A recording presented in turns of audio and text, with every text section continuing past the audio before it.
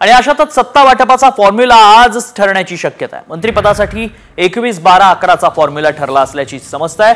शिंदे पवार आणखी मंत्रिपद मिळवण्यासाठी प्रयत्नशील आहेत, मात्र सध्या तरी 21-12-11चाच फॉर्म्युला समोर येतोय।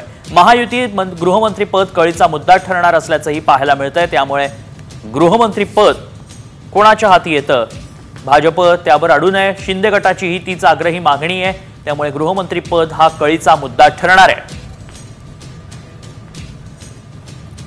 गृह, सामान्य प्रशासन, ऊर्जा, महसूल, सार्वजनिक बांधकाम ही खाती भाजपला मिळण्याची शक्यता आहे। यासह गृहनिर्माण, जलसंपदा, कामगार, ओबीसी मंत्रालय, ग्रामविकास, वन, पर्यटन, वैद्यकीय शिक्षण, शिंदे सेनेला कोणती खाती मिळतील? नगरविकास, उद्योग, शिक्षण, परिवहन, सामाजिक न्याय, आदिवासी विकास, पाणी पुरवठा, पशुसंवर्धन, पणन, आपत्ती व्यवस्थापन, माहिती जनसंपर्क, माहिती तंत्रज्ञान,